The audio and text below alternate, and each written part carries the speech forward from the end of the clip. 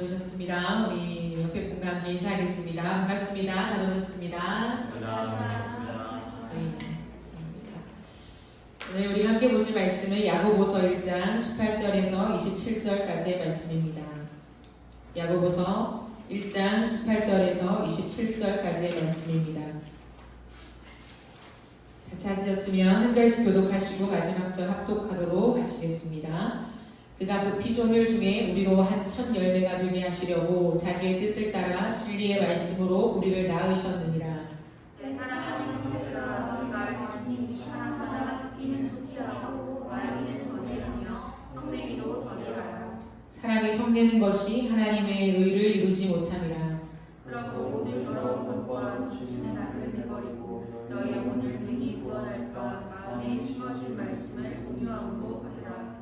너희는 말씀을 행하는 자가 되고 듣기만 하여 자신을 속이는 자가 되지 말라. 누구든지 말씀을 듣고 행하지 아니하면 그는 거울로 자기의 생긴 얼굴을 보는 사람과 같아서 제 자신을 보고 가서 그 모습이 어떠했는지를 곧 잊어버리거니와.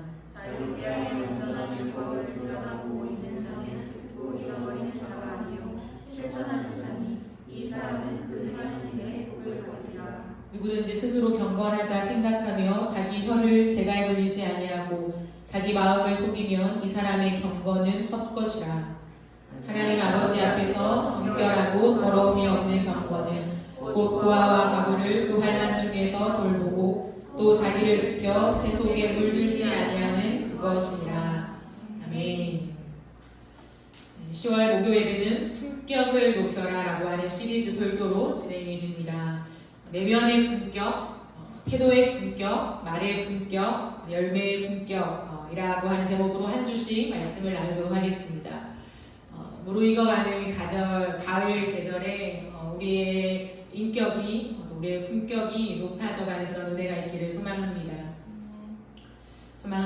아멘. 감사합니다. 네, 마이크 소리 조금만 높여주시겠어요? 복음은 우리를 변화시키죠. 복음으로 변화되신 것 맞죠? 복음은 우리를 변화시킵니다. 그런데 이 변화는 영적인 변화뿐만 아니라 전인격적인 변화를 의미하죠. 그러나 많은 사람들은 안타깝게도 여전히 복음을 영적인 변화로만 해석하거나 혹은 영적인 변화를 훨씬 더 크게 이해하는 경향이 짙어요. 우리가 지난 시즌에 십자가를 세우라라고 하는 시리즈 설교로 함께 말씀을 나누었습니다. 내 안에 십자가가 세워진다라는 것은 부인할 수 없는 영적인 변화죠. 내가 회심하게 되고 예수 그리스도를 믿음으로 말미암아 내 죄가 씻겨 나가는 은혜를 경험하고 영의 세계가 열려지고 또한 그리스도와 연합되어지는 이 모든 과정을 사실 영적인 변화라고 할 수 있습니다. 하지만 이 영적인 변화는 영에만 머물러 있는 것이 아니라 반드시 전인격적으로 확대되어져 간다는 것을 기억해야 해요. 반드시가 중요합니다. 반드시 전인격적인 변화를 일으키게 된다는 거예요. 이 복음 안에서 깨어진 자아가 회복되어집니다. 복음 안에서 망가진 인성이 회복된다는 거죠. 상실한 마음을 가진 자도 그 마음이 회복되어져요. 그리고 무너진 삶이 회복되어집니다. 그러므로 이것을 다른 말로 하면요, 전인격적인 회복이라고 할 수 있습니다. 복음은 우리를 가만 놔두지 않는다는 거죠. 복음은 무너져 있고 망가져 있고 깨어져 있는 우리의 전인격을 일으키는 회복이라는 거예요. 그래서 우리 안에 끝없이 새로워지는 놀라운 은혜가 있고요. 사람의 표정이 변하는 것도 복음 안에 경험되어지는 것입니다. 나의 모든 세포가 일어나서 하나님 앞에서의 그 회복으로 나아가는 그 놀라운 변화들을 반드시 경험하게 된다라는 거죠. 한국교회가 지탄을 받고 있는 가장 큰 이유 중에 하나가 인성에 대한 이슈입니다. 인성. 교리를 잘못 전달하거나 말씀의 해석이 약하거나 그렇진 않아요. 갈수록 신학이 발전하고 말씀을 풍성하게 이해하고 가르치는 이런 스킬은 날마다 늘어갑니다. 하지만 문제는 뭐냐면 인성이라는 거죠. 교회에서 너무나 신앙이 좋은 사람들이 있습니다. 오랫동안 교회 활동을 하고 직분까지 받죠. 교회에서는 너무나 좋은 장로님, 권사님, 집사님, 또 리더십이지만 문제는 뭐냐면 교회 밖에서의 생활 속에 그 인격이 너무나 엉망이라는 거죠. 삶에서 배려가 없다는 거예요. 항상 자기 중심적입니다. 얍삽한 삶을 살아간다라는 거예요. 그렇기 때문에 권사님이 왜 그래? 장로님이 왜 그래? 집사인데 왜 그래? 집사님인데 왜 그래? 교회 리더십인데 왜 그래? 라고 하는 우리 안에 풀리지 않는 딜레마가 쌓여가는 것이 사실 이 시대의 현실이라는 거예요. 비단 형신도만의 문제가 아니라 사역자도 마찬가지입니다. 사역자가 찬양 인도를 굉장히 탁월하게 잘하고 설교를 능수능란하게 잘합니다. 하지만 인성이 갖추어지지 않는 경우가 못자리죠. 겉과 속이 다른 사람들을 만나곤 합니다. 교회에서는 성도들 앞에서는 굉장히 좋은 사역자인데 나와 단둘이 있을 때는 왜 저럴까? 라고 생각하게 만드는 겉과 속이 다른 모습들을 발견할 때가 있습니다. 한국교회 안에 많은 문제가 되고 있는 것 중에 하나가 담임 목사님의 위치죠. 담임 목사님으로서 많은 교회 활동들을 감당하고 있지만 부교육자를 마치 부하 직원 부리듯이 하는 그런 행동 속에서 많은 지탄을 받고 있습니다. 교회 리더십 중에 리더십이라고 하는 당회에서 파가 나눠지는 경우가 있고요. 다툼과 불화가 지속되는 경우들이 있습니다. 이 모든 것이 안타깝지만 교회 안에, 한국 교회 안에 비일비재하게 일어나고 있는 현상이라는 거예요. 이것을 부인하기가 참으로 어렵습니다. 왜 그럴까요? 웬만큼 직분자가 되기 위해서는 교회 안에 성경 프로그램을 밟아야 하죠. 많은 훈련을 지나가야 한다는 거예요. 그만큼 말씀을 배우고 제자 훈련을 거치고 직분자 교육까지 받았는데 왜 삶이 변하지 않는 걸까요? 그것은 여전히 많은 사람들의 생각 속에 구원, 복음, 하나님을 믿는다라고 하는 것이 영적인 것으로만 해석하는 것이 너무 짙어있기 때문이에요. 내가 교회 가서 열심히 예배하는 것, 더 열심히 특심이라면 다른 집회에 참석하고 시간을 떼어서 몇 시간씩 기도하는 것이 내가 주님을 잘 섬기고 있다라고 하는 증거로 생각하기 때문이죠. 물론 그것은 귀합니다. 하지만 복음은 반드시 전인격적인 변화를 수반한다라는 것을 잊지 말아야 한다라는 거예요. 믿음은 명사가 아니라 동사입니다. 이론이 아니라 우리의 실제라는 것이죠. 믿음은 나의 존재로 증명하는 것입니다. 하나님 믿습니다 라고 하며 우리의 신앙을 고백하느라 고치는 것이 아니라 내 존재로서 증명해 나가는 것이 믿음이라는 거예요. 뿐만 아니라 나의 삶으로 응답하는 것입니다. 이번 시즌에 우리가 살펴볼 성경은 야고보서예요. 야고보서는 행함이 강조된 책이기 때문에 신학계 안에서도 많은 논쟁이 있어 왔습니다. 구원은 오직 믿음으로 받는 것인데 어찌하여 이 사소와 행위까지 다루는 이 책을 거룩한 정경 안에 포함시키냐는 거예요. 그러기에는 가치가 떨어지니까 빼자라고 생각했던 사람들이 많았습니다. 하지만 결국에 성경 안에 들어왔죠. 정경 안으로 들어왔습니다. 그럼에도 불구하고 한국교회 안에서는 야고보서를 다루지 않는 경향이 짙었어요. 핵심이 어떤 오직 구원, 오직 믿음, 하나님의 말씀이라고 하는 다양한 구절들을 다루지만 야고보서는 도덕적인 것이 아닌가라고 생각하면서 다루지 않는 경향들이 있었다라는 것이죠. 구원은 오직 믿음으로만 받는 것이 맞습니다. 다른 것으로 구원을 얻을 수 없지요. 하지만 참된 믿음이라는 것은 행함과 삶을 반드시 수반하며 우리의 인생의 행함으로 나타날 수밖에 없다라는 것을 기억해야 합니다. 그러므로 야고보서는 행함으로 구원을 받을 수 있다 내지는 믿음이 중요하긴 하지만 그 믿음 끝에 행함도 있어야 구원을 받는다라고 주장하는 내용이 아니에요. 오히려 믿음의 불균형을 잡기 위해서 쓰여진 책입니다. 오직 믿음이라고 하면서 삶에서 아무것도 행하지 않는 것들을 비판하면서 불균형에 다시 한번 균형을 잡아야 한다라는 것을 강조하기 위함이죠. 그러므로 야고보서는 그 어느 때보다도 믿음의 불균형으로 몸살을 앓고 있는 지금의 한국 한국교회 안에 반드시 깊이 묵상되어야 할 말씀이라고 저는 확신합니다. 그렇다면 오늘 본문 말씀에서 야고보는 우리에게 무엇을 교훈하고 있는 걸까요? 오늘 읽은 말씀의 18절을 함께 보시겠습니다. 18절을 보시면 그가 그 피조물 중에 우리로 한 첫 열매가 되게 하시려고 자기의 뜻을 따라 진리의 말씀으로 우리를 낳으셨느니라 라고 말씀합니다. 하나님께서 진리의 말씀으로 우리를 낳았다고 말씀하시죠. 진리의 말씀이 무엇입니까? 예수 그리스도이십니다. 말씀이신 예수 그리스도이시죠. 그러므로 예수 그리스도의 십자가 복음으로 말미암아 우리를 낳으셨다라고 말한다는 거죠. 이것이 전제입니다. 우리의 정체성입니다. 그러므로 야고보는 이것을 전제하며 그 다음을 이야기합니다. 고로 하나님의 자녀된 우리가 어떻게 살아야 하는가에 대한 것을 말해주고 있죠. 19절부터 20절을 함께 보도록 하겠습니다. 내 사랑하는 형제들아. 야고보서에 보면요, 이 구절이 많이 등장해요. 내 사랑하는 형제들아, 또 형제들아, 이런 구절이 참 많이 등장합니다. 야고보는 아끼는 마음으로 내 사랑하는 형제들, 우리가 함께 예수 그리스도로 말미암아 하나님의 자녀된 우리들아 라고 권면하고 있죠. 내 사랑하는 형제들아, 너희가 알지니 사람마다 듣기는 속기하고 말하기는 더디하며 성내기도 더디하라.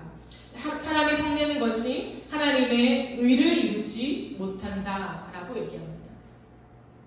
듣기는 속히하라 라고 하는 것에서 가장 중요한 의미는 말씀을 속히 들어라, 말씀을 듣는 것에 열심을 내라 라고 하는 거죠.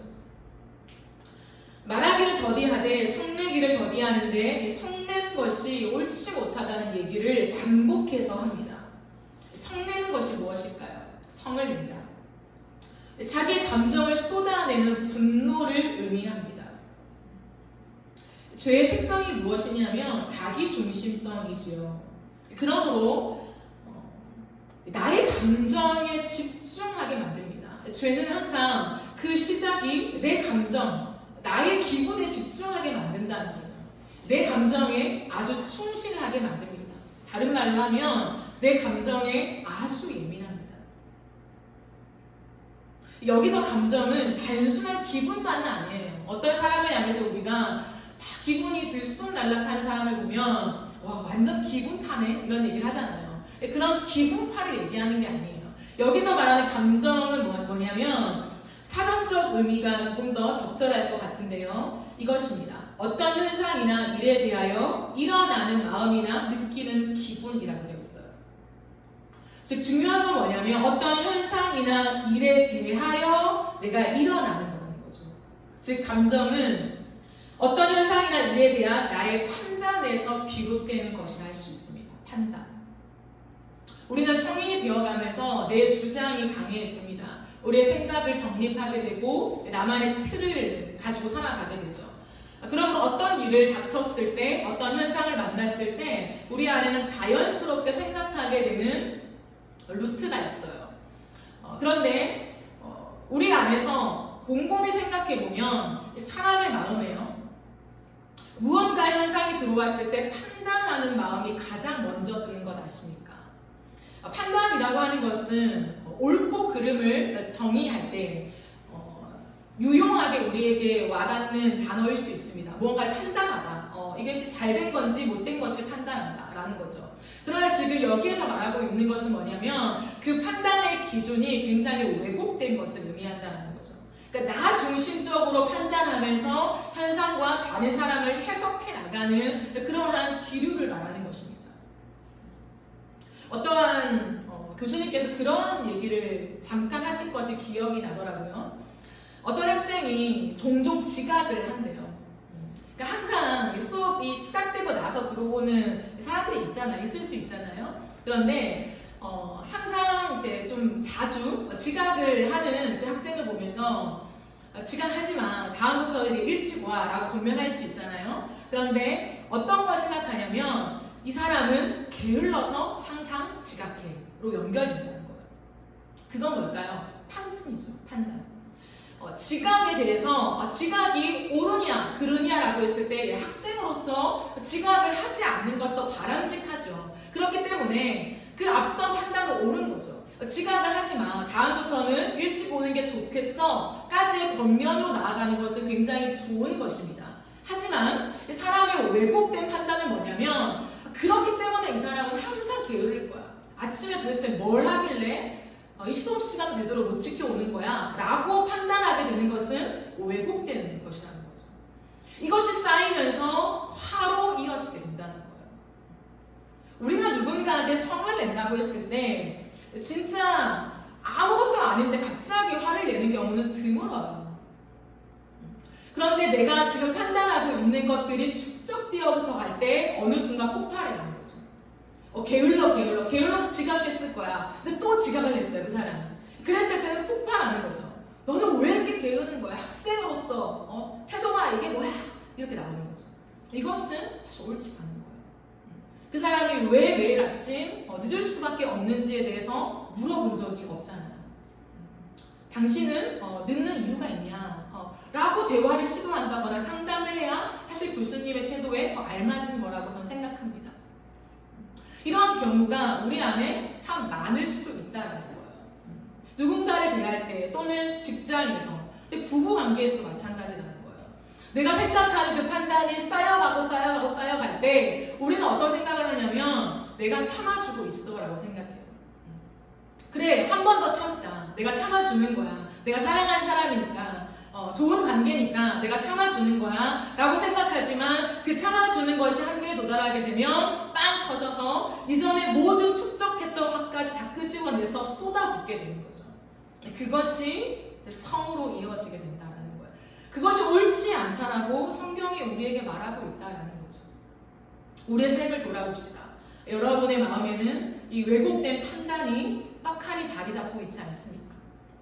누군가를 봤을 때도 이 사람은 이럴 거야. 이전에 이랬으니까 지금의 행동도 이렇기 때문에 이런 행동을 할 거야.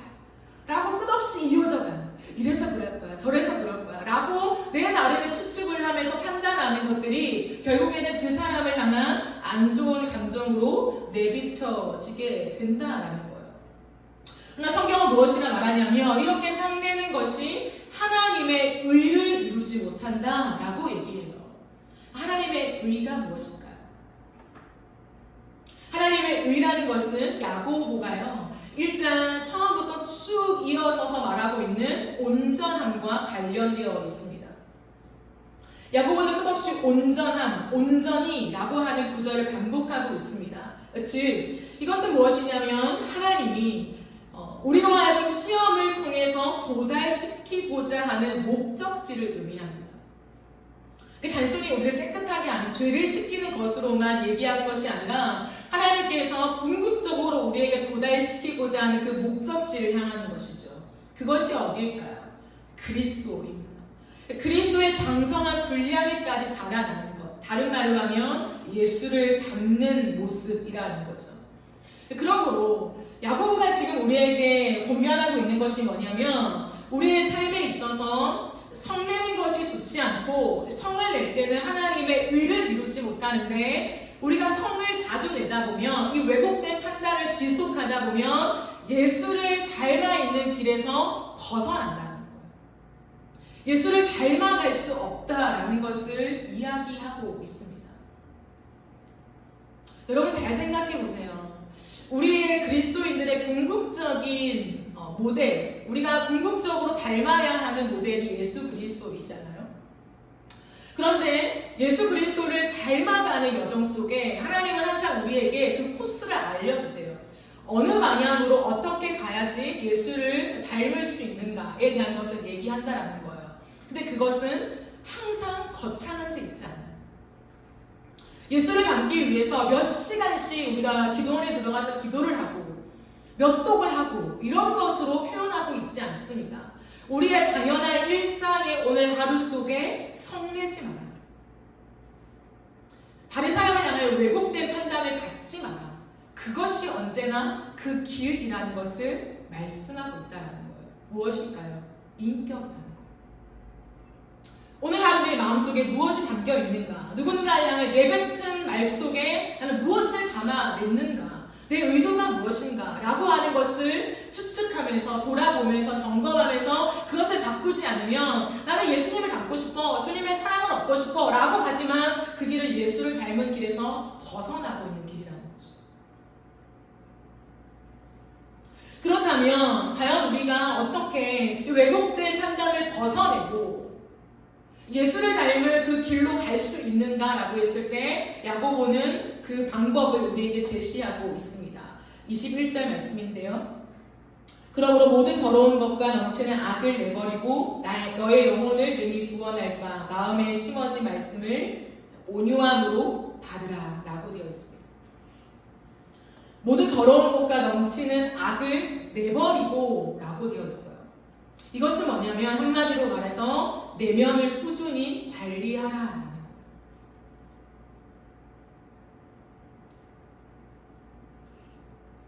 모든 더러운 것과 넘치는 악이 우리 안에 있습니다. 내가 예수님을 믿고 거룩한 몸부림을 치며 살아가지만 또다시 오늘이라 일컫는 하루를 지나고 바라볼 때에 여전한 더러움과 넘치는 악이 내 안에 가득하고 있음을 발견하게 되죠. 그럴 때 우리가 늘 하는 게 뭘까요? 늘 자신을 정죄하는 거라는 거예요. 나는 오늘도 그래, 잘못된 삶을 살았어.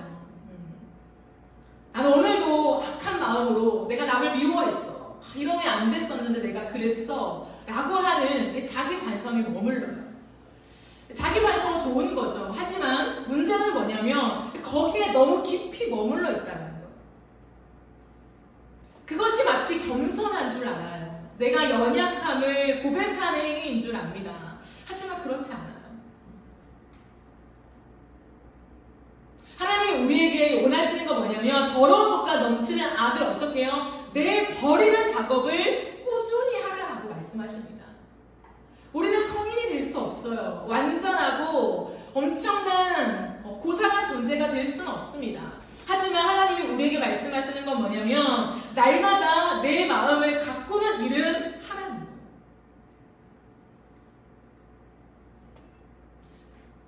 오늘 우연히 제가 하교를 할 때 한 전도사님과 함께 지하철을 타고 왔어요. 30분이라고 하는 적지 않은 시간을 타고 왔을 때 제가 전도사님한테 그런 질문을 던졌어요. 전도사님은 혼자 있을 때 어떤 생각을 많이 하세요? 라고 질문을 했어요.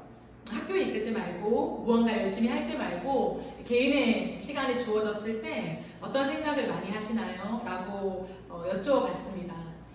몇 초 잠깐 고민을 하시더니 그렇게 말씀하시더라고요. 저는 하루 동안에 만났던 사람과의 대화를 떠올리면서 내가 뭐 실수한 게 없나, 잘못 내뱉은 말이 없나 라고 생각한대요. 그러면서 하나님의 마음을 구한다라고 하는 말을 듣게 되었습니다. 하루하루의 시간 속에 날마다 하루를 정리하며 내가 무수히 많이 내뱉은 말들을 돌아보면서 이것이 과연 하나님 앞에서 옳은 말이었을까? 그 사람에게는 어떠한 영향력으로 내 말이 전달되었을까라고 고민한다라는 것은 굉장히 성숙한 것이죠. 자신의 내면을 참 아름답게 가꾸는 것이라는 거예요. 현대인들은 굉장히 바쁘게 살아갑니다. 바쁘게 살아가기 때문에 항상 바빠라고 하는 각인이 되어 있어요. 퇴근을 하면 쉬어야 한다라고 하는 당연함이 우리 안에 와 있죠. 맞습니다. 하지만 그리스도인들은 내면을 가꾸는 자들이거든요. 우리가 오늘날도 관리를 많이 하잖아요. 여자들은 뭐 피부샵도 가고 머리도 바꾸고 꾸준히 자신을 관리합니다. 외모를 관리하는 건 중요하죠. 하지만 더 중요한 건 뭐냐면 내면의 관리라는 거예요. 피부과를 한번 가도 한 10번이 한 코스입니까? 뭐 그렇다고 하더라고요. 꾸준한 관리를 해야만 개선이 되어지는 것처럼 내면도 마찬가지예요. 그냥 한두 번씩 우리가 내 내면을 들여다보는 작업으로는 내면이 바뀔 수 없다라는 거예요. 하나님 앞에 매일마다 내 마음을 들여다보면서 내가 오늘 어떤 말을 내뱉고 누구와 대화를 이어갔는가를 점검하는 것은 참으로 중요하다는 거예요. 여러분에게 이런 시간들을 가지고 있으십니까? 악을 내버리는 관리는 굉장히 중요합니다. 이어서 야고보는 우리에게 마음에 심어진 말씀을 온유함으로 받으라라고 하죠. 심어진 말씀이 있어야 한다는 거. 심어진 말씀이 없는데 어떻게 그것을 내 안으로 체화시키겠습니까? 그러므로 끝없이 그리스도인들은 내 마음속에 말씀을 심는 작업을 해야 합니다. 제가 여러분과 함께 계속 나누고 있는 아침 큐티는 너무 중요한 거예요. 눈을 말씀드리지만 이것은 내가 몇 번 했는가를 채우는 것으로 생각하면 절대 안 돼요. 아무런 의미가 없습니다. 하루에 한 번을 하든 몇 번을 하든 그것은 우리의 영혼에 아무런 유익을 주지 못해요. 태도라는 거죠. 우리의 인생 속에 하나님의 말씀이 오늘도 내 하루를 인도하십니다라고 하는 날마다의 신앙 고백으로 하루의 시간을 말씀으로 여는 거예요. 그러므로 오늘 하루 만약에 큐티를 못했다, 내가 내일 큐티를 못했다, 못한 거는 상관없어요. 못한 거는 못한 거고, 하지만 우리 안에 점검해야 되는 게 뭐냐면 못한 이유에 대해서 내 신앙 고백을 진짜 진지하게 돌아봐야 한다는 거예요. 여러분 생각해 보세요. 신앙의 생활을 지속하면서 나는 예수를 믿지 않아, 예수님이 나의 주인이 아니야 라고 고백하는 사람이 있을까요? 내 하루에 어떤 전체적인 주권자가 하나님께 없다라고 고백하는 사람이 있을까요? 없죠. 없습니다. 하지만 우리의 마음속 깊은 곳에는 나는 주님을 향해서 이러한 고백을 하고 살아 라고 하지만 삶에서 그 고백이 드러나지 않는다면 우리는 경각심을 가져야 한다는 거예요. 오늘 하루 동안에 내가 하나님의 말씀 없이 하루를 살아가요. 이게 사라진다라는 거에 대해서 경각심이 생겨야 한다는 거예요. 아, 내가 하나님의 말씀을 읽지 않아도 사라지는구나. 너무 잘 사라지는구나. 너무 행복하구나. 아무 탈이 없구나. 내 마음이 평안하구나. 왜 그럴까 나는? 이 고민을 진지하게 하지 않으면 우리는 끝없이 제가 앞서 말한 이 영적인 변화에만 집중하는 사람의 모습을 갖출 수밖에 없다는 거예요. 여러분 직분자들이, 사역자들이, 저 같은 사람들이요 처음부터 그랬을까요? 그렇지 않아요. 그런 사람들은 희박합니다. 하나님을 극진히 사랑하여서 나의 인생 속에 하나님을 담아내기 위해서 신앙의 더 깊은 곳으로 나아가는 사람들이 훨씬 더 많다는 거예요. 그러나 하루하루 너무 바쁜 인생을 지속하다 보니까 오늘 하루에 말씀이 없어도 사라지는 거예요. 괜찮은 거예요. 왜? 축적된 게 있으니까. 근데 그 삶이 반복되어질수록 하나님과 멀어지게 된다는 거예요. 그러면요 일상을 이끄는 힘이 무엇인지 아십니까? 인격이에요, 여러분. 오늘 하루를 인도하는 것이 내 인격이라는 거예요. 그 인격에 타격이 오게 되는 거죠. 하지만 꾸준히 하나님 말씀 없이도 오늘 잘 살아갈 수 있어요, 사실은. 내 일을 척척 해낼 수 있습니다. 하나님의 은혜라고 하는 말 속에. 하지만 우리의 내면 속에 하나님 아니에요. 오늘 이 하루 당연하게 주어진 것이 아니에요. 하나님의 말씀을 읽고 내가 시작합니다. 내가 겸손하게 엎드려서 이 하루가 하나님의 것이라는 고백을 내가 큐티한 이 행위에 담아서 주님 앞에 올려드립니다. 하나님 오늘도 나를 다스려 주세요 라고 하나님 앞에 고백하는 사람에게요 인성이 변하는 복을 주세요. 그런 사람이 인성이 안 변할까요? 그거는 불가능한 거라고 저는 생각하거든요. 그 마음에 심겨진 말씀을 온유함으로 받으라는 거. 이 온유함은 하나님의 말씀에 아멘합니다 라고 하는 온유함이 될 수도 있겠죠. 근데 또 다른 말로는 그 말씀 앞에 내가 길들여지는 것을 의미합니다. 곧바로 티는 안 나죠. 하지만 가랑비에 옷이 젖듯 내 내면이 하나님의 말씀으로 길들여지게 된다는 거예요. 여러분 이것은 어느 순간 내 인생의 전환점을 맞이합니다. 축적되어 오던 것이 어느 날 전환점을 맞이해서 내 말투가 바뀌어요. 내 눈빛이 바뀝니다. 내 태도가 바뀌어요. 내 생각하는 마음의 모든 사상이 바뀌어져 있습니다. 누구로요? 예수 그리스도. 이게 그리스도인이에요. 그러므로 하루를 무시하면 안 돼요. 그리스도인은 하루의 힘을 무시하면 안 됩니다. 내가 아침에 30분도 안 되는 15분 하는 그 큐티 해도 되고 안 해도 되지요. 하지만 그 힘을 절대 무시해서는 안 된다는 거예요.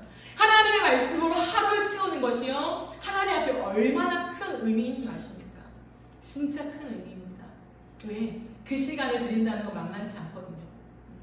하지만 그것을 드리며 나아갈 때 그 말씀이 나를 길들여가며 그것이 이제는 누군가를 대하는 내 태도로 바뀌어지게 된다는 것을 잊지 말아야 합니다. 성경은 끝없이 우리에게 강조하죠. 말씀을 행하는 자가 되고 듣기만 하여 자신을 속이는 자가 되지 말라라고 얘기합니다. 저는 이 말씀을 끝없이 제 심장에 새겨 넣었습니다. 선영아, 말씀을 행하는 자가 되고 너를 속이는 자가 되지 마라. 말씀을 설교하는 자가 되지 말고 말씀을 행하는 자가 되라.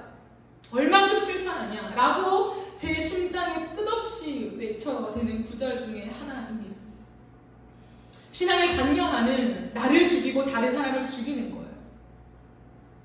저 같은 설교자가 번지른하게 말을 잘하면 하나님의 말씀은 이렇습니다. 여러분, 구원은 이렇습니다. 오직 믿음으로 구원을 받는 것입니다 라고 외치며 강단에 내려가서 일상을 살아갈 때 성내고 남을 함부로 판단하고 겉과 속이 다른 모습을 여러분께 보인다면 누구를 죽이는 걸까요? 여러분을 죽이는 거죠. 왜? 여러분 내 말씀을 들어야 하니까.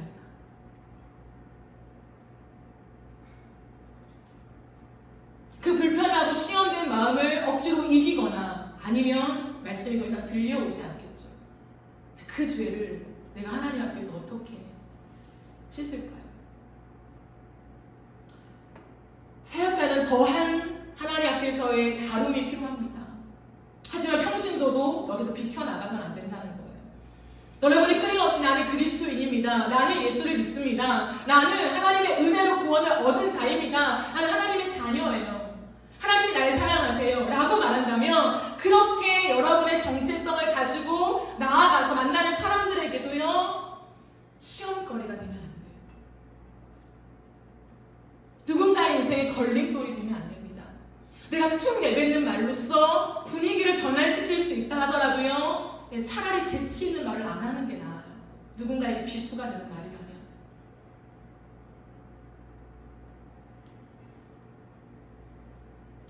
참된 믿음이라고 하는 것은 결국에는요, 내 내면이 예수님을 끝없이 닮아가는 것입니다. 그러므로 여러분, 내면이 예수를 닮아가려는 건데 예수님의 인생을 묵상하지 않는다면 어떻게 닮아갈 수 있단 말입니까? 사복음서에서 예수가 걸어가신 그 길들을 묵상하지 않고 어찌 내 내면에 예수를 담는다고 말합니까? 어불성설입니다. 그러니 불균형이 일어나는 것이죠. 이러한 사건 속에 예수님은 왜 이런 말을 하셨을까? 이런 현상 속에 예수님은 왜 이런 행동을 보여주셨을까? 그것을 묵상하고 묵상해도요, 다 알지 못하는 것이 우리의 한계인데 어찌 오늘 하루 그 예수가 가신 길을 묵상하지 않고 하나님의 말씀을 묵상하지 않고 나는 예수를 믿어요, 저는 예수를 닮는 것이 목적입니다 라고 아무렇지 않게 말할 수 있습니까? 불가능하지 않을까요? 수많은 사람들이 당연하게 유대 율법 속에서도 가늠한 여인을 돌로 치는 것이 마땅했습니다. 너무나 마땅했습니다. 법이 있어야죠. 법이 세워져야 되는 거죠. 하지만 왜 예수는 법을 이해하는 그 모습을 보이면서도 이 여인을 향한 사랑을 동시에 가져갈 수 있었을까? 그 말에는 무엇이 있었을까? 왜 법을 어긴 것이 아니라 수많은 사람들이 그저 떠나갔을까? 어떤 힘일까? 묵상해 본 적 있으십니까? 단순한 성경 공부가 아니에요. 요한복음 8장에 나와 있는 가늠한 여인을 용서하신 예수의 사랑, 나를 사랑하신 예수님, 그 정도가 아닌 것입니다. 이제 우리가 성숙해 간다면 내 인생 속에, 내 현상 속에 그 말씀을 적용하여서 나는 그럼 이 상황 속에 어떻게 해야 될까? 를 곱씹으며 말씀을 묵상하며 그 말씀과 내 삶을 일치시키기 위해서, 연합시키기 위해서, 이어가게 하기 위해서 끝없이 말씀 앞에 머무르는 작업이 우리에게 필요하다는 거예요. 그래야 내면이 변해요. 어느 순간 한국교회 안에서도 존경할 어른이 없어지고 있죠. 탁월한 설교자는 많습니다. 와, 진짜 설교를 잘하신다. 진짜 말씀을 잘 전하신다. 와, 어떻게 저런 지식과 저런 언변으로 말씀을 전하실까 하는 분들은 정말 많이 늘어나요. 찬양 인도자를 보십시오. 유명한 찬양 인도자들, 찬양 팀들이 너무 많아요. 이제 한국에는. 와, 진짜 노래 잘한다. 나는 절대 찬양인도 못하겠다. 기가 죽을 만큼 정말 쟁쟁한 전문성을 갖춘 찬양 인도자가 너무 많습니다. 근데 여러분, 와, 진짜 저분의 인격은 예수님을 닮아있다. 설교할 때보다 살아가는 삶이 더 멋지다. 오히려 강단에 섰을 때보다, 찬양을 인도할 때보다 살아가는 삶이 더 카리스마가 있다. 더 말씀에 힘이 있다. 라고 하는 분이 있으십니까? 너무 적어지죠. 저부터가 아직도 그런 사람이 못 되고 있는 것이 참 부끄러울 뿐입니다. 하지만 부단히 애를 씁니다. 하나님 앞에서 살아간다는 게 무엇일까? 말씀으로 살아간다는 게 무엇일까? 믿음이 무엇일까? 전도사는 누구일까? 앞으로 목사가 될 텐데 목사는 어떠한 모습으로 살아가는 사람일까? 부단히 날마다 그것을 상상하고 떠올리고 말씀으로 접목하면서 나를 들여다봅니다. 나는 오늘 어떻게 살았지? 나는 오늘 이 현상을 만났을 때 내 마음속에 무엇이 가장 먼저 반응이 되었지? 아무도 몰라요. 왜? 다른 사람의 결론만 도달하게 되니까. 내가 어떤 말을 내뱉었는지, 어떻게 이 일처리를 했는지로 규정하니까. 하지만 나는 알죠. 그 과정 속에 나에게 번쩍 든 생각이 무엇인지. 그게 참 추할 때가 많아요. 아, 나에게도 이렇게 생각이 드는구나 라고 할 때가 있습니다. 평생 있겠죠. 하지만 그것을 끝없이 다듬어 가면서 말씀 앞에 서다 보면 조금 더 나아있지 않을까요? 그게 우리의 삶이에요. 야고보는 마지막으로 우리에게 권면합니다. 누구든지 스스로 경건하다 생각하고 자기 혀를 제갈 물리지 아니하고 자기 마음을 속이면 이 사람의 경건은 헛것이다. 너무나 강력한 말입니다. 경건하냐? 수없이 많은 경건을 쌓았냐? 말씀을 잘 아냐? 너의 혀를 제갈 물리지 않으면, 너의 마음을 속이고 있으면 다 헛것이야. 다 가짜야. 라고 얘기합니다. 하나님 아버지 앞에서 정결하고 더러움이 없는 경건이 무엇이냐? 곧 고아와 과부를 그 환난 중에 돌보고 자기를 지켜 세속에 물들지 아니하는 그것이다. 라고 얘기하고 있습니다. 무엇일까요? 삶이라는 거죠. 말씀으로 살아내는 우리의 행동을 얘기합니다. 저는 이것을 품격이라고 얘기하고 싶습니다. 사람된 바탕이요. 사람이 갖추어야 할 위엄과 기품을 얘기하는 것이죠. 여러분, 고아와 과부를 만나며 도와주는 것이 마땅한 것입니다. 대단한 사람들이 도와주는 것이 아니죠. 많은 것을 공부한 사람만이 도와주는 것인가요? 그렇지 않아요. 그것은 마땅한 인간됨이에요. 고아를 보면, 과부를 보면, 나보다 어려운 형편에 있는 사람을 보면 당연히 내 마음에 도와주고 싶은 마음이 들어야 정상적인 사람이라는 거예요. 하지만 우리는 죄로 인해 타락했고 그 타락한 우리의 마음속에 끝없이 너무나 날카로운 마음들, 나밖에 모르는 이기심이 가득 차서 고아와 과부를 도와주는 게 마땅하지 않게 되어버린 거죠. 복음은 그것을 회복하는 것입니다. 우리의 인생 속에 제가 늘 말하지만 성교라고 하는 것은 고차원적인 신앙인들이 하는 것이 아니라 당연한 삶이에요. 우리의 삶에 고아와 과부를 향한 마음이 있는가? 그럼 우리가 돌아봅시다. 반드시 경제적으로 빈곤한 사람들만이 아니라 마음의 상함을 가진 자들, 그들에게 여러분의 가슴이 가 있으십니까? 누군가의 안타까운 얘기들, 상처 입은 얘기를 들었을 때 정말 가슴이 동하며 그 사람의 마음을 읽어주고 그 사람을 위해서 기도해 줄 수 있는 진정성이 있으십니까? 그리스도인들 안에 기도해 줄게 라고 하는 것이 인사말이 되어버렸죠. 좋은 인사말입니다. 기도해 줄게. 하지만 그것이 말뿐이 되어버렸다면 그것은 더 이상 인사말이 되어서는 안 된다고 생각합니다.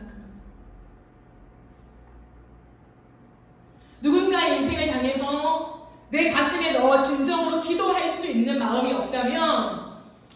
앞에서 그 기도의 훈련을 쌓아가야 마땅하죠.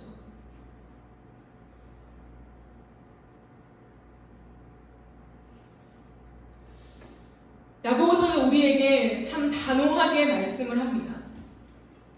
자기를 지켜 새 속에 물들지 마라. 이것이 경건이다 라고 얘기합니다. 오늘날 우리에게 곰곰이 생각해보아야 할 저는 말이라고 생각합니다. 새 속에 물들다. 새 속에 물들다라는 말이 의미가 없어질 만큼 세속화가 되어버린 이 시대 속에 과연 새 속에 물들지 않는다는 것은 무엇일까? 나를 지켜 새 속에 물들지 않은 경건이라는 것을 즉 무엇을 말하는 것일까? 우리는 이 한 구절의 말씀 가지고도 몇 년을 고민해야 하지 않을까요? 너무나 당연한 세속화의 흐름 속에 멈추어서 하루 동안에 내가 하고 있는 행동과 내가 마땅하다라고 하는 것들, 세상의 흐름이야 라고 하는 것들 속에 버젓이 행하고 있는 것들을 말씀 안에서 돌아보지 아니하면 아무도 세속화를 거부할 수 없습니다. 이미 우리 속에 당연히 와 있는 것이기 때문에 세속화에 세상에 물든다는 것이 무엇인지를 모르게 된다는 거예요. 여러분들이 여기에 대한 정의가 있으십니까? 세상에 물들지 않는 것이 무엇입니까? 우리를 지켜간다는 것이 무엇입니까?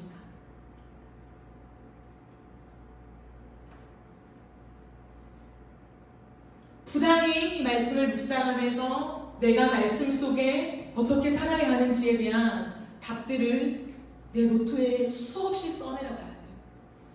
다시 보지 않을지라도 써내려가야 돼요.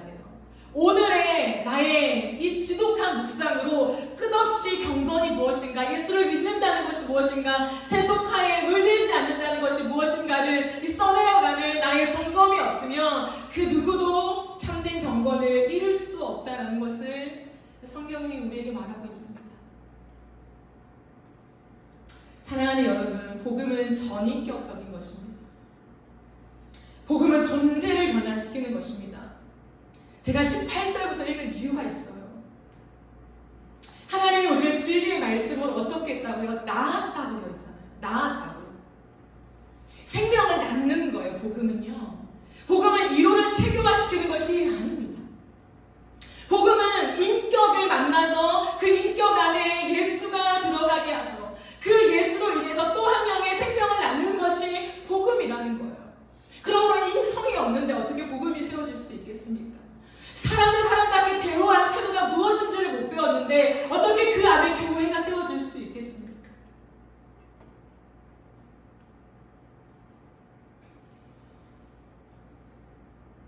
사람을 보아야 합니다. 사람을. 그리고 사람을 함부로 판단해서는 안 됩니다. 그 사람 앞에서는 욕을 안 하고 뒤에서 욕하는 것도 금해야 합니다. 급하게 말을 내뱉지 말고 말씀의 기준으로 한 번 더 생각하고 내뱉는 훈련을 해야 해요. 저는 굉장히 말이 빠른 사람이었어요. 지금보다 훨씬 더 빠른 사람이었습니다. 그리고 말재간이라고 하죠. 말재간이 좋아서 5학년 때부터 그런 연극 있잖아요. 연극을 하면 애드립을 그렇게 많이 쳤어요. 그래서 교회에서 소문이 자자했습니다. 쟤는 누구길래, 그냥 엄마 아빠도 교회를 안 다니시니까 누구길래 저렇게 말을 잘하고 이렇게 쫑알쫑알, 어른들 말고 쫑알쫑알되냐 이렇게 이제 그런 말씀들을 많이 들었어요. 그만큼 그냥 순간 훅 내뱉는 말들이 굉장히 사람들을 유쾌하게 하는 그런 말들을 많이 했어요. 그런데 제가 23살에 사역을 나가면서 첫 사역 때 교회가 굉장히 어려운 교회였어요. 어떠한 이유로 담임 목사님께서 개척을 하신 지 20년이 되었는데 이렇게 교회를 나가시게 되셨어요. 그래서 교회가 전체적으로 굉장히 어렵고 장로님들이 두 그룹으로 나뉘어서 말다툼을 굉장히 심하게 하시고 그러한 어려운 형편에 있었습니다. 그때부터 제가 하게 된 게 뭐냐면 말을 안 하게 됐어요. 누군가에게 말하면 혹시라도 내 교회, 내가 첫 사역하는 내 교회잖아요. 내 교회의 이 어려움들을 내가 말하게 될까봐. 나의 어려움이잖아. 내가 너무 어려워 첫 사역 나가는데 교회가 이렇게 어렵대. 그 말을 할 수 있지만 누군가에게는 우리 교회의 어떤 민낯, 아픔들을 내가 전달하는 거일까봐 23살 때 제가 선택하게 된 것은 침묵이었습니다. 사역자로서 이제는 내가 하고 싶은 말을 내뱉는 것이 아니라 침묵해야겠다라고 하면서 그때부터 훨씬 제 인생 속에 말에 브레이크를 걸게 되었어요. 브레이크를 걸면서 내가 지금 이 말을 해도 되는 건가 되지 않는 건가에 대한 훈련을 거치게 되었습니다. 물론 말실수를 많이 했죠. 끝없이 말실수를 하는 부족한 사람이지만 그럼에도 불구하고 정말 부단히 노력했습니다. 말을 하지 않고 하고 싶어도 참고 누군가에 대한 얘기들을 나의 어떠한 하소연이니까 하고 싶어도 참고 부모에게도 하지 않고 어느 누구에게도 하지 않으며 하나님 앞에서 하기 시작했습니다. 기도하면서 나의 모든 마음들을 쏟아내며 하나님 아시죠? 라고 하는 말로 모든 것을 대체하며 기도했던 세월이 있습니다. 그리스도인으로서 성숙해 간다라고 하는 것은 무엇이냐면 내 말에 내 입술에 파수꾼을 세우는 거예요. 제가 이것은 말의 태도를 다룰 때 한 번 더 얘기를 할 것입니다. 어쨌든 오늘 야고보도 우리에게 말씀하고 있는 것이 그것입니다. 말을 급하게 내뱉지 말라는 거죠. 우리 안에서 다시 한번 하나님 앞에 내 태도를 점검하면서 내가 정말 하나님의 말씀으로 얘기하고 있는 것이 맞는가라고 하는 점검이 필요합니다. 사랑하는 여러분, 저는 꿈이 있어요. 제 꿈은 뭐냐면 내가 함께하는 성도들이 다른 건 몰라도 참 인성이 좋다라고 하는 얘기를 듣는 거예요. 이건 단순히 도덕적으로 깨끗하고 건강하다라고 하는 수준을 넘어서 그 사람의 모습 속에 예수님이 보인다라고 하는 말을 듣는 게 제 목표입니다. 세상을 살아가면서 부단히 능력주의로 살아가죠. 교회도 마찬가지예요. 그렇기 때문에 사람을 바르게 가르치는 일들이 너무 적어지고 있다고 저는 생각해요.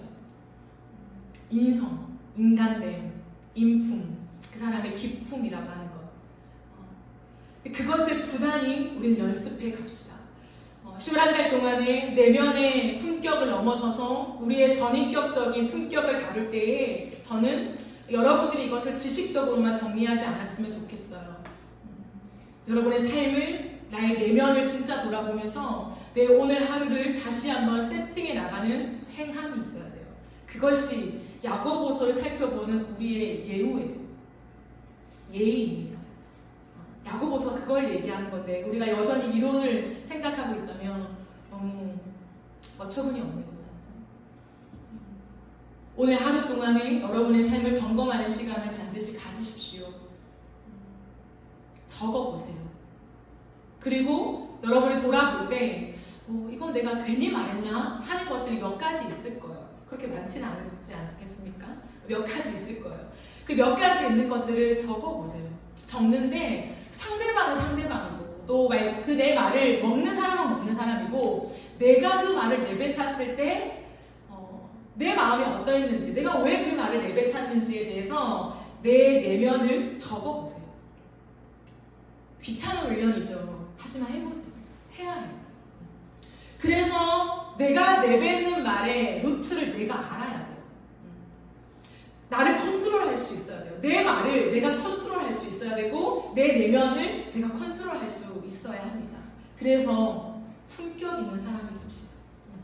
품격이 높아지는 게 복음이에요. 예수 그리스도의 인격을 누가 가질 수 있습니까? 그 고상한 인격을 누가 닮을 수 있냐고요.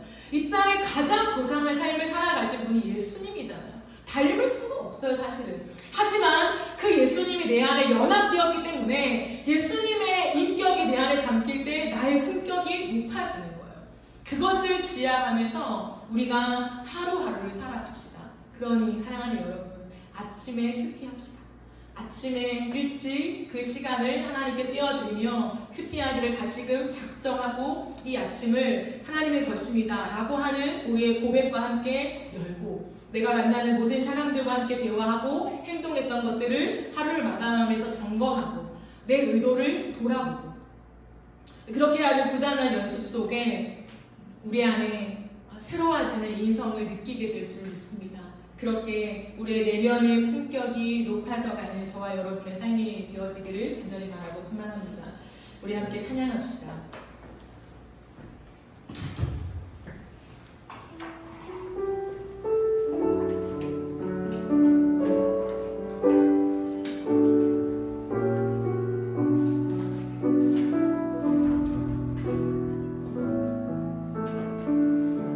주 말씀 내 삶 비출 때, 주 말씀 내 삶 비출 때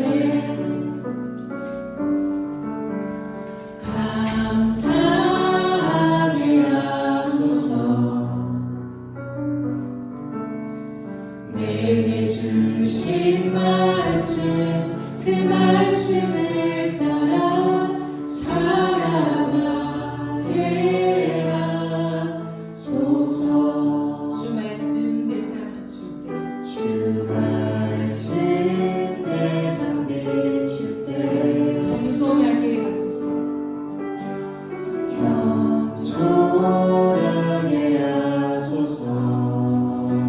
내게 주신 말씀, 내게 주신 말씀 나의 삶 되어 주를 갖게 하소서. 주의 말씀, 주의 말씀은 내 발에 들이요 내 길에 비치듯이 그 말씀 따라 한 걸음 또 한 걸음 살아가게 처음부터 고백합시다. 주 말씀 내 삶 비출 때, 주 말씀 내 삶 비출 때 감사하게 하소서. 감사하게 하소서. 내게 주신 말씀, 내게 주신 말씀 그 말씀을 따라 살아가게 하소서. 주 말씀 내 삶 비출 때, 주 말씀 내 삶 비출 때 겸손하게 하소서. 겸손하게 하소서. 내게 주신 말씀, 내게 주신 말씀 나의 삶 되어 주를 갖게 하소서. 주의 말씀은 내 살에 들이요 내 길에 비치듯이 그 말씀 따라 한 걸음 또 한 걸음 살아가게 하소서.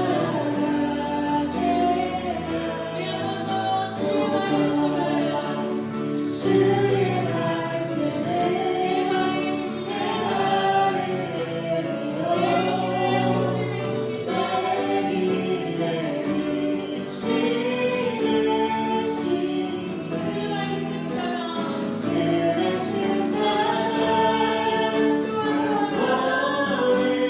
또 한 걸음 살아가게 하소서. 주의 말씀은 내 마음에 들이요 내 빛에 비치듯이 그 말씀 따라 한 걸음 또 한 살아가게 하소서. 우리 한번 고백합시다. 주의 말씀은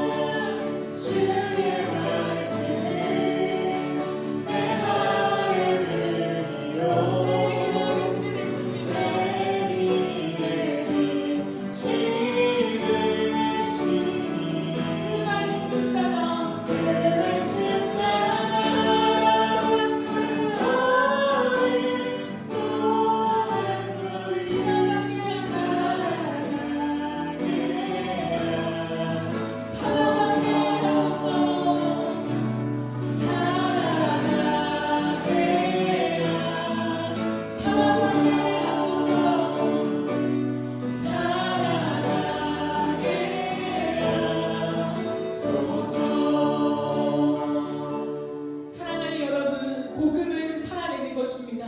복음은 전인격적인 변화입니다. 예수를 믿는다는 것은 이론의 동의가 아니라 이제는 나의 삶 속에 예수의 닮은 향기가 나는 인생으로 바뀌어지는 것입니다. 여러분, 내면을 가꾸고 있으십니까?